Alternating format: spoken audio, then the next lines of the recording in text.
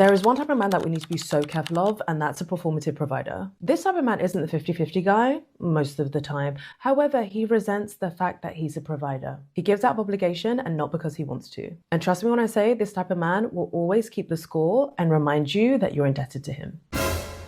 I do believe that it's a man's responsibility to provide and protect. But provision and protection means I pay the cost to be the boss. And if I pay the cost to be the boss, then you're going to do what the fuck I tell you to do. Tell us the truth! If a woman coming over your house to see you, and you walk out the car and her tires are bald, hey, take my car. If you're seeing her, if you're serious about her, take my car. I'm going to keep your car. Right. I'm finna go get it washed, clean, detailed, put a damn a tree ice, the one with the ice smell. Yeah. Tree, hang that up in there and get you some tires put on your car.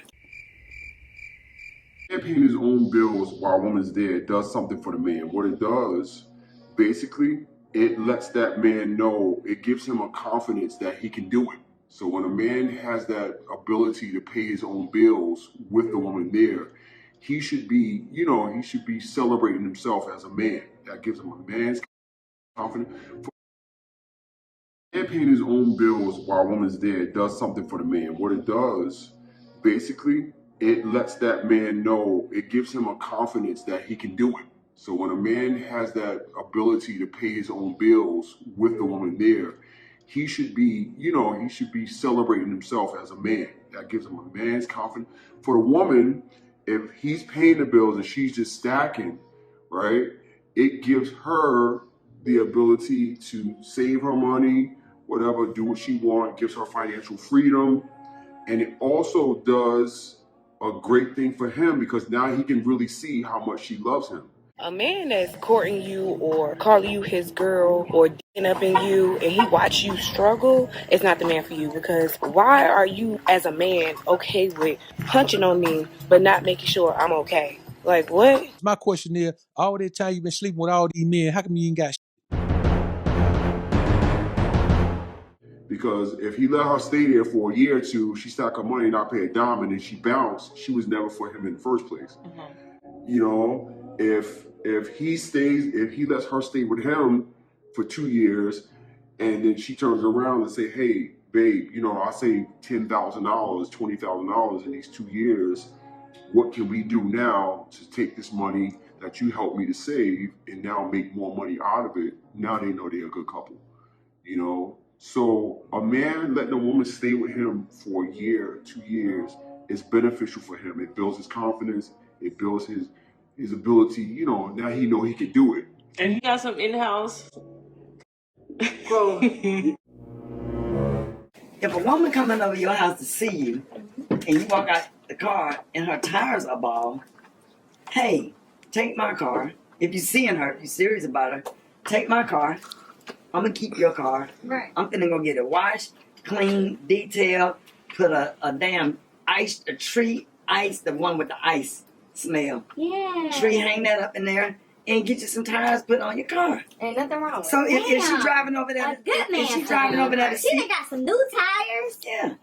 But the thing about it, if she driving over there, I know women that are married and are driving around with bald tires. yeah, if she's coming over there to see you and y'all kicking it, you don't want one of her tires to explode on the highway and she die. Damn. When you could have bought her some tires. Yeah.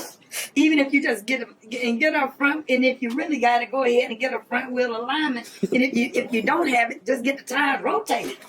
Some gas in it. Oh, yeah. Some gas in it. Get her right. Get her clean. All that stuff. If you go over to her apartment, you see the garbage needs to be taken out on your way out. Grab the damn garbage and put a new light and take the garbage out for her. Do the right thing as a man. Do the right thing as a man. Dated women, what men gotta realize, she's representing you. Yeah. So at least gotta represent you by looking decent. I ain't saying I'm gonna treat you like a child, but when it comes to decision making and all that type of shit, you're gonna support every decision I make. I'll take your input in, but the final decision on everything is gonna be mine. I'm talking about even the shit that involve you, what you wear, how you wear your hair, where you can go, where you can't go, and who the fuck you can go with.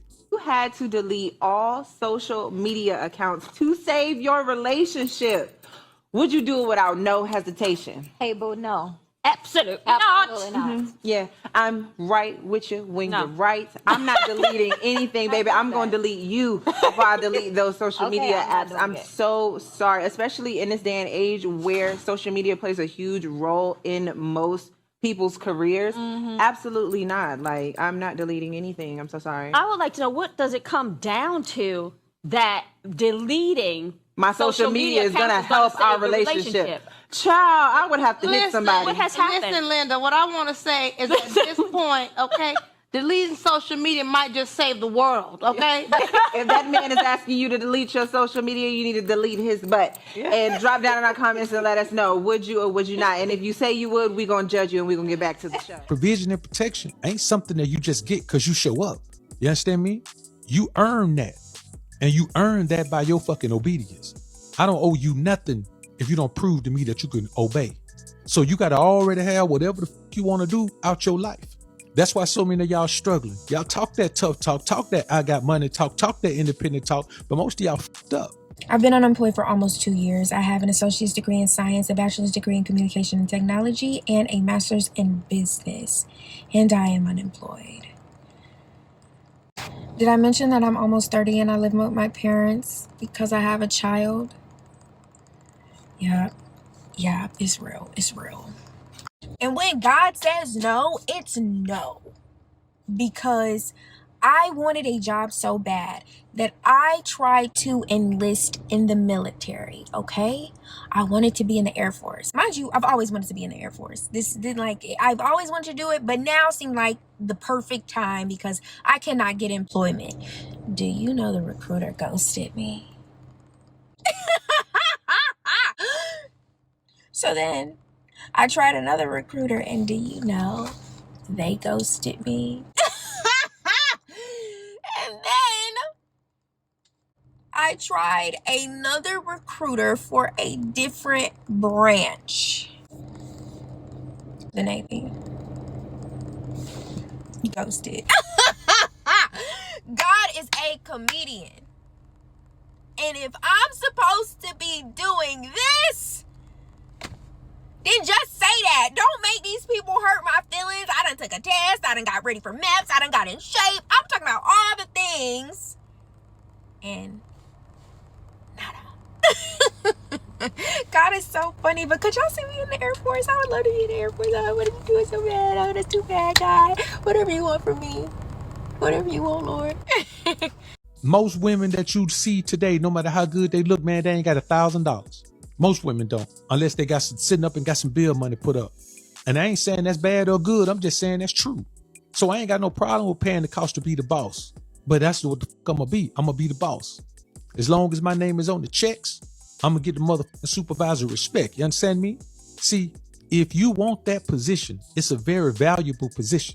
That's why y'all jockey so hard for it. Y'all want it from everybody, even people you're not in a relationship with. I'm coming to see you. Can you provide and protect for me?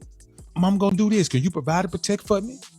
And then you got cats out here telling you all the you need to do for a woman just because you fucking her. Shouldn't even be horny if you can't provide 100%. And I heard you say something, man. Come on, I didn't like it. I didn't like it. Let's do it. You said, that's a strong statement. A man is not a man if he does not provide 100% for a woman. When we're looking at our grandfathers and people like that, people who we used to call real men, because I come from that situation where, boom, father came in that situation, handled 3 kids that wasn't his. You know what I'm saying? That right there, I'm looking at that. Oh, yeah, that was a man. I hear what you're saying, handling your household if you have a wife and she has your kids. But to say a man is not a man means that my manhood is predicated on my money. And how can my manhood be predicated on my money when you and I didn't have money our whole life? So what you saying, we weren't men before we got some money? Oh, every time I went with a woman, I took care of everything. Every time I'm talking about baby mama staying with me 100%. But for the men who are grown, who haven't figured it out yet, for the people Stay by in yourself. third world countries who you need your entire family to work to support the household. How can you say that they are not men?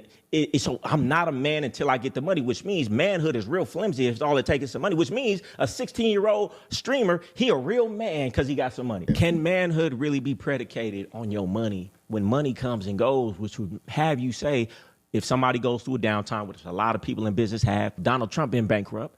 So to say, oh, you're not a man when you don't got it and can't provide, then manhood is really so flimsy, it's not even worth nothing. I always say, man, listen, what are you doing with a woman if you can't listen, the relationship math is if you can't take care of yourself, you can't take care of a woman. Why are you seeking a woman? You shouldn't even be horny if you can't provide 100%. Okay, if you can't I'm in a relationship with a woman. All right, let's get it. I'm handling my business for my family. I lose my job. I can't provide. Am I no longer a man?